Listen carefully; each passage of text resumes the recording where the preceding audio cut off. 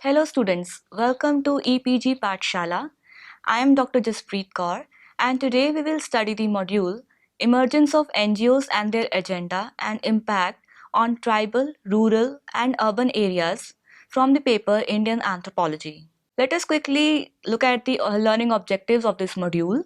To know about the emergence of NGOs in India, to list various agendas of NGOs in India, to understand how NGOs have affected tribal areas, to understand the impact of NGOs on rural development, to understand the impact of NGOs on urban areas.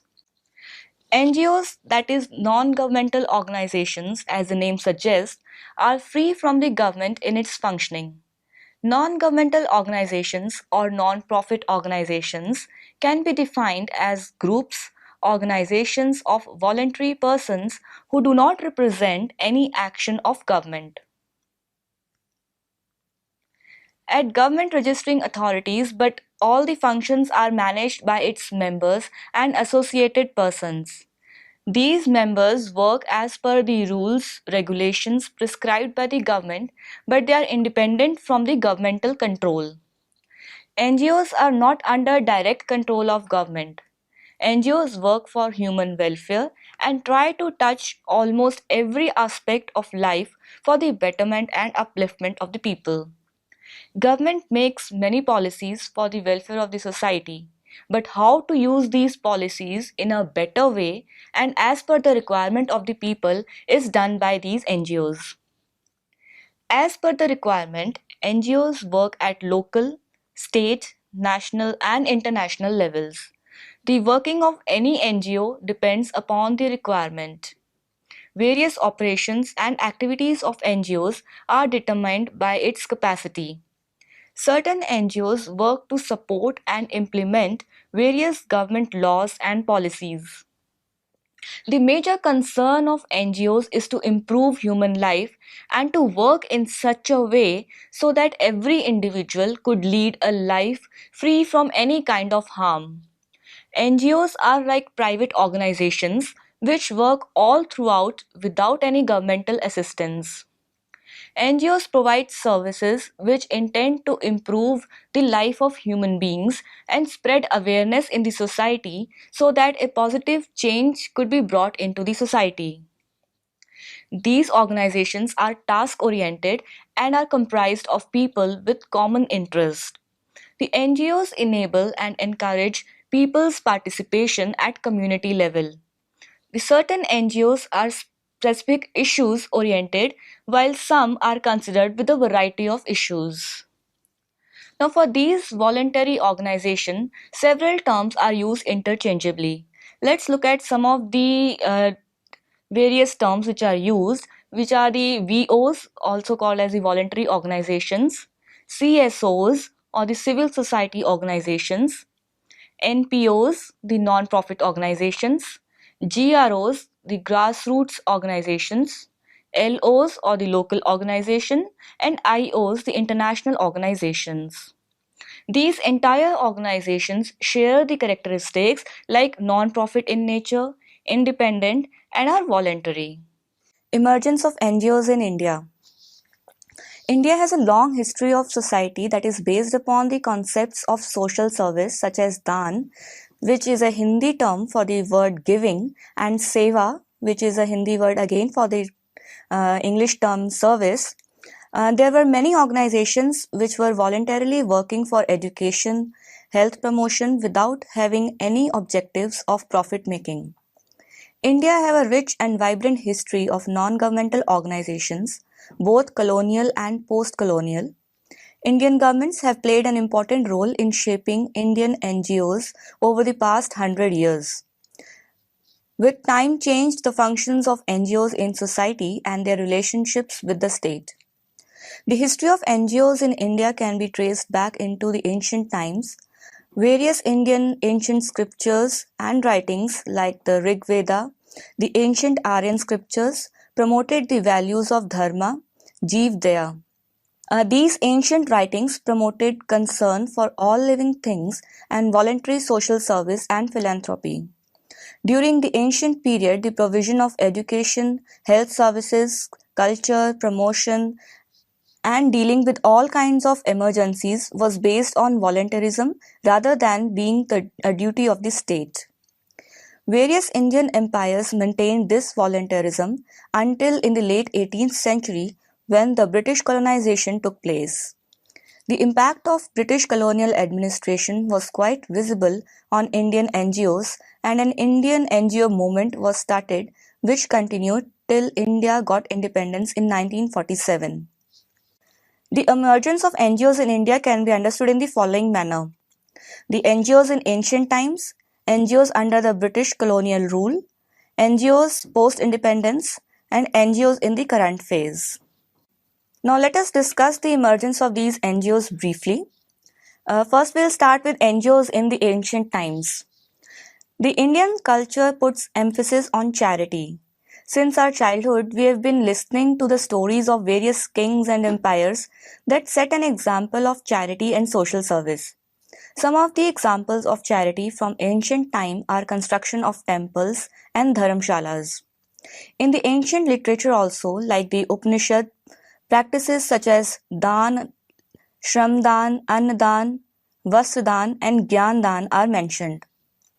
Different religions also emphasize on charity, like in Christianity, there has a rule of tithe according to which 1/10 of the income is to be kept aside for charity. This practice is also quite similar to the Sikh religion, which also has a concept of daswant, meaning 1/10 of the income should be preserved for the poor and disabled persons. Such ideas inspired many missionaries to do service to the poor and people in need. In ancient times, religion played a crucial role in promoting charity and philanthropy and led to their origin, which exists till date. Rulers or the village heads used to help a new couple by providing a free kitchen so that they could start a new life with ease. The emperors used to follow the rule of Dharma Shastra strictly, so used to remain engaged in such activities of charity and social service. Now let's discuss the NGOs under the British colonial rule. British colonization played a crucial role in the history of NGOs in India. In ancient time, whatever social services were done were not put specifically under any category which could be named as NGO. But when Britishers came to India, they brought along with them a new culture and a new religion, that is Christianity. Several churches were founded and Christianity was promoted among indigenous communities. Now, in order to do several educational, health, and cultural reforms took place, and people were attracted by providing some free of cost facilities. On the other hand, indigenous people, to show anti-colonial resistance, founded various organizations which were focused on religious and social welfare reforms. As these organizations were working against the state, so did not took any help from government and were free from governmental control. Soon these organizations started getting involved in social movements which constituted voluntary members. These organizations were soon regarded as non-governmental organizations. Few examples of such social service while British colonial rule can be cited as the Raja Ram Mohan Roy and Brahmo Samaj. With the efforts of Raja Ram Mohan Roy, voices were raised against issues like child marriage and sati system. He also emphasized upon the widow marriage. Similarly, Swami Dayanand Saraswati dealt with issues like child marriage, idol worship, and caste discrimination. Mahatma Gandhi in the 19th century entered into Indian political system and brought a change in these voluntary organizations. Gandhiji emphasized upon reorganizing people's own resources in order to meet their needs. Numerous organizations entered into this social movement and supported indigenous products. Now, this was the first time when there was a fusion of politics and social movement. Congress Party. Several social movements were started by Congress Party for independence, but these movements were rooted into politics. Within the members of Congress Party, several conflicts of interest took place which led to the formation of various other organizations by its members. The major agendas of these organizations were removal of bondage and slavery, tribal rights, social and economic justice, and the rights of people, to name a few. Now let's talk about NGOs in the post-independence era. India after independence had a series of changes where various organizations were tried hard to uplift the situation of various communities. The development of NGOs post-independence can be understood mainly into three phases. Let us discuss the first phase, which lasted from 1947 to 1960. Now, the initial few years of independence were devoted to nation building. This was the phase when Gandhian organizations were the main organizations working for the betterment of villages and small communities which were ignored by the British colonial rule. These organizations at this phase were under direct cooperation of the state.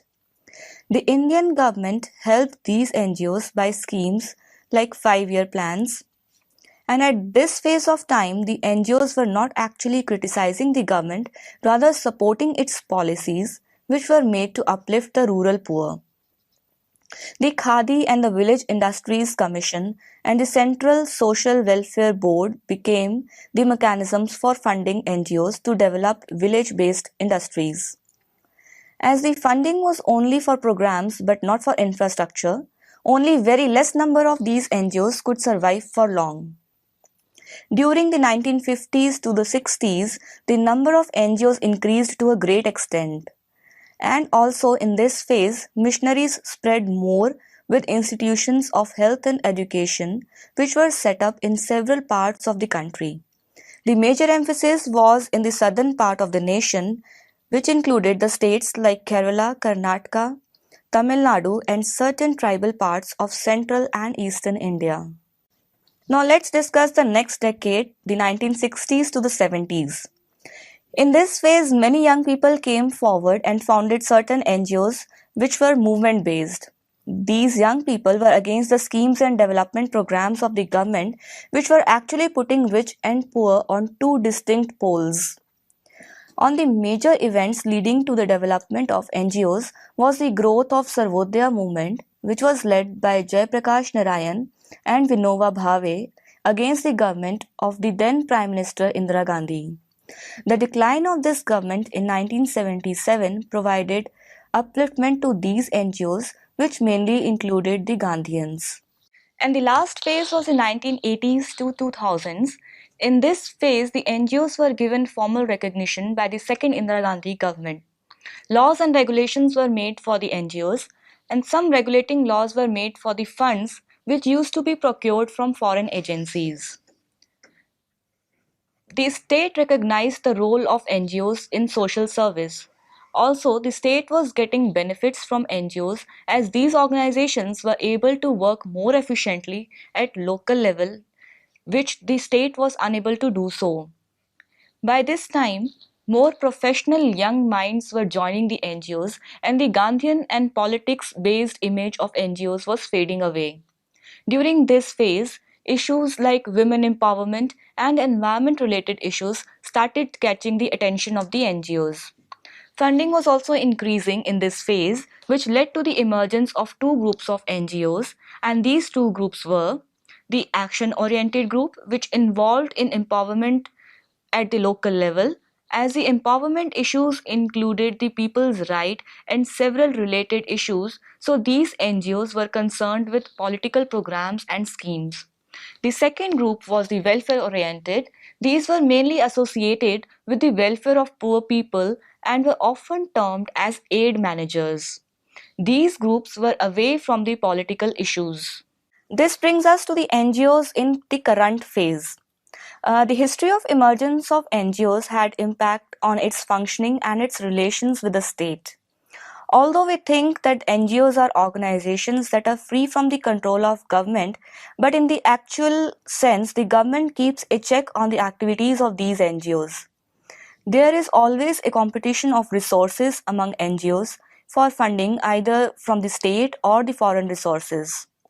The growing economy has led to charity, Rich people started donating lakhs and lakhs to the NGOs, which not only improved the condition of the poor people but encouraged these NGOs, which were lacking behind due to lack of resources. Nowadays, we can see that thousands of NGOs are working in every region of the nation, dealing with almost all kinds of problems. On an average, India have around 1 to 2 million NGOs in various forms working in different parts of the nation. Out of these, more than 50% of the NGOs have no paid staff, and there are millions of people in India who work voluntarily for NGOs without getting any money. In today's India, the increase in concern for the marginalized communities, the condition of women in domestic and public domain, empowerment and social justice, awareness about individual rights has led to a drastic increase in the foundation of NGOs that could help to deal with all these issues. Now the NGOs have become a part of the development programs.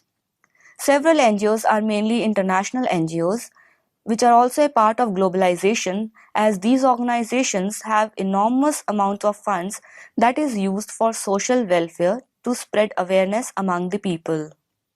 Now, the NGOs, as we all know, cannot work without having a proper agenda. These agenda can range from single to multiple. That means an NGO can work on a single agenda or multiple agendas. These agendas are basically guidelines for future functioning of the organization. Now, whatever agendas NGOs have are meant for the development and welfare of the society. Let's have a look at some of the agendas which are common among the various NGOs. The first and the foremost comes the alleviation of poverty, improvement of women, children, scheduled caste, scheduled tribes, and other backward classes who are deprived of their rights. The NGOs also make an effort to empower the oppressed and marginalized communities or people, to help the artisans and craft persons in identity creation, and lastly, to help in agricultural development.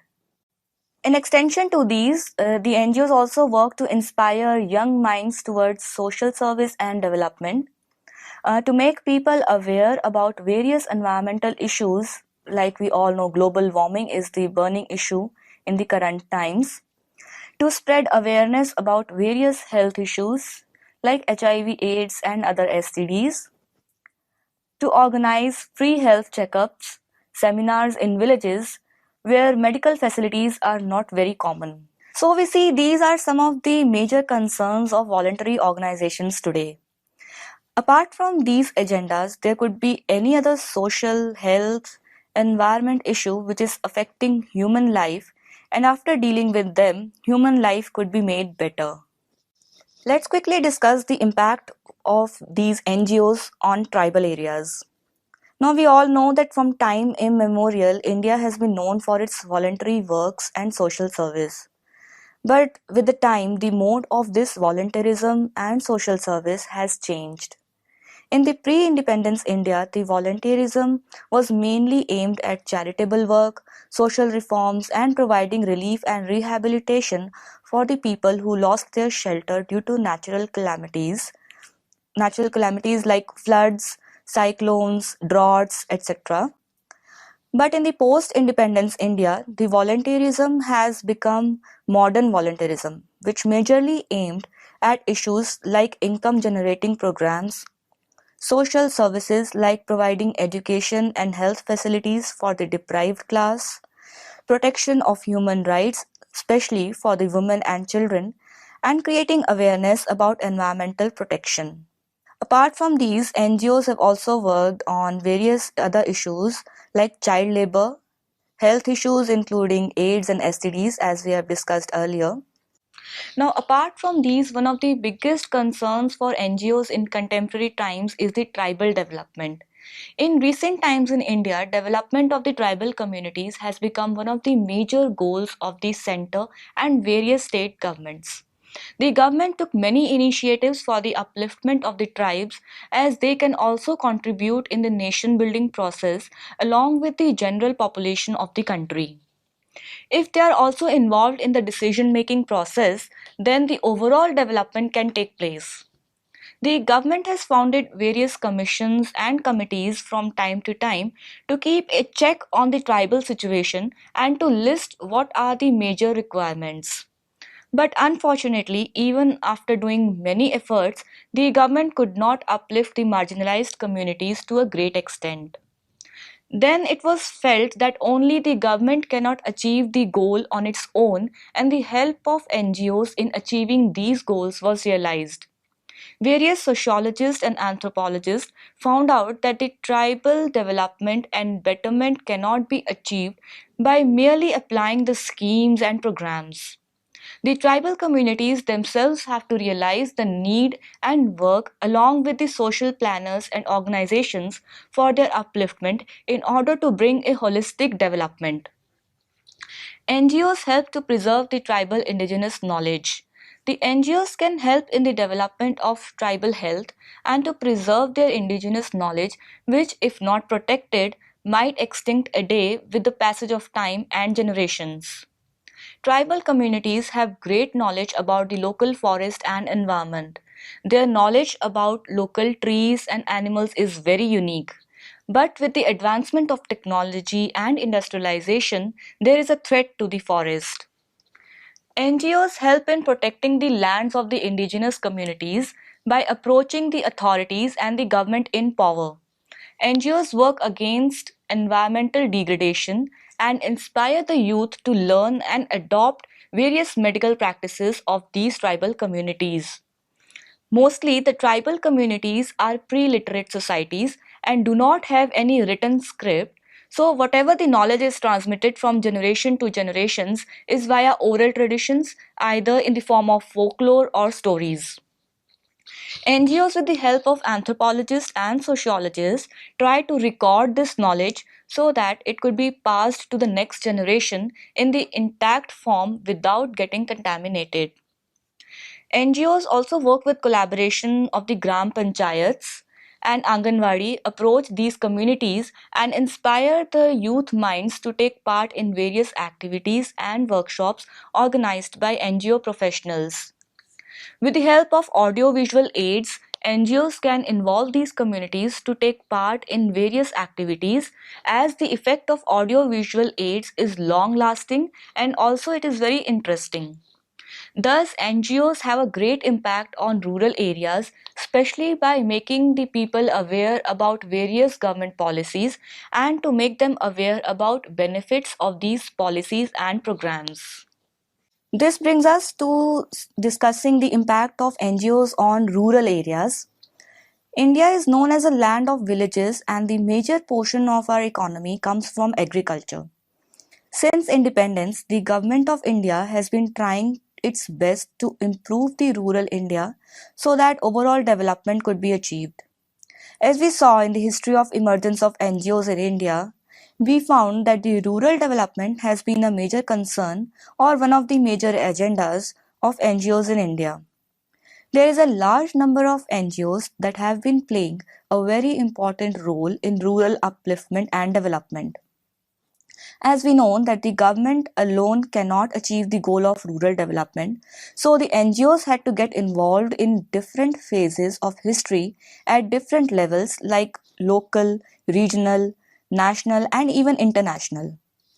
With time, a need was felt that both government and non-government organizations, if they work in collaboration, could bring enormous efficiency and achieve the goal of rural development. We know that some of the major concerns of NGOs have been issues like women empowerment, human rights, and socio-economic uniformity. But above to all of these issues, what made NGOs a vital force in rural development is the agenda of eliminating poverty and economic equality and equal division of resources among all. Now, how can these NGOs help the rural development? Let's have a look at these points one by one. Uh, Firstly, by providing training facilities to village people where they can utilize these training skills to seek a job, by initiating various vocational courses at school level, which later can help teenagers to get employment on the basis of these very courses, by starting various self-help groups or the SHGs, which are commonly known as, for women in villages where women, even with very less or no educational qualifications, are able to earn money. Today, in Indian villages, there are several SHGs which not only enable Indian village women a mode of earning and saving, but help them in making an identity also. Various health programs run by NGOs in rural areas provide them with equipments like the smoke-free chulha, which help women who spend most of their time in the presence of smoke emanating from chulhas, which is very harmful for their health. NGOs can also provide free medical care, safe drinking water by making wells in various parts of the villages. NGOs also work for trade and industrial promotion in rural areas where village based industries like jute work and bamboo based products are collected from the village and sold in the urban cities in workshops organized by these very NGOs. Such activities not only give the rural people a source of income but also provide them recognition through their art and knowledge. Now, the Government of India has also recognized the critical role of NGOs in the 5-year plans, as these organizations have proved to be very fruitful in bringing about a change toward development of rural India. Lastly, we come to the impact of NGOs on urban areas. NGOs are usually thought to be working for rural and tribal areas, but the NGOs also play a pivotal role in urban context and help in attaining the urban development. Urban NGOs and urban poor. With the increasing pace of urbanization, where a large portion of rural population is moving towards cities either for employment or for a better lifestyle, the concern of government is also increasing as instability is rising in the urban development. These migrants not necessarily are leading a good life full of luxuries, rather, a huge portion of immigrants are living in the slum areas of cities in a situation of poverty where their children are lacking proper education, and in fact, some of them get involved in criminal activities like stealing, eve teasing, and acquire bad habits like alcohol, cigarettes, among many others. So there creates an alarming situation where the government has to look into all these matters, but government alone cannot fulfill all the goals. This inefficiency of the government leads to the rise of NGOs which are mainly concerned with the urban poor. In urban context, NGOs plays a crucial role in order to work for the mobilization of these populations, which are called the migrants, and in policy reforms which could benefit both the rich as well as the urban poor. Several NGOs run schools in these urban areas where mainly the college going youths are involved and work voluntarily without getting any pay. Also, the NGOs starting various health programs in peripheral areas of urban cities where people are made aware about various diseases and their preventive measures. Let us quickly discuss the urban NGOs and other social issues. Apart from the marginalized urban people, various other social issues are also taken care by the urban NGOs. These include issues like gender discrimination, dowry system, issues of senior citizens, unemployment, and issues related to children like beggary, stealing, etc. In urban settings, the NGOs are in close contact with state government, so there is a direct influence of all the policies of government, and on the contrary, government also keeps a check on the activity and functioning of these organizations. In urban areas, apart from these activities, certain NGOs also have to be in touch with other organizations in the form of a network so that if multiple organizations share their agenda, they can work in collaboration with more efficient outcomes. Now, let us quickly summarize what we have learned so far in this module. NGOs can be defined as groups, organizations, or voluntary persons who do not represent any action of government but might help government in development of various sections of society. Members of NGOs work voluntarily for the welfare of the society and upliftment of oppressed and marginalized people. The whole concept of NGOs in India has its roots in ancient times. The history of India tells us about philanthropy, the act of social service, the act of giving, which, with the course of time, led to the formation of these voluntary organizations. NGOs under the British colonial rules spread with the motive of liberation and independence, which took the form of social movements under Gandhian era. Various freedom fighters founded such organizations which work for deprived people in the country. Raja Ram Mohan Roy raised voice against sati pratha, which was a custom to be followed by Indian widows during the ancient times.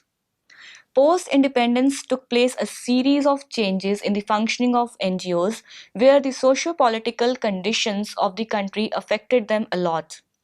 In current India, there is a huge variety of agendas that these organizations are dealing with. Human rights, gender discrimination, farmers' land issues, awareness programs are some of the examples. With different phase of time, the agendas of NGOs also got modified. Several NGOs are working hard for tribal development and are trying to preserve their indigenous knowledge and their crafts based industries. NGOs in rural settings initiate various programs which help the villages in identity creation and give them employment opportunities. NGOs in urban settings have an entirely different agenda and functioning. Thank you.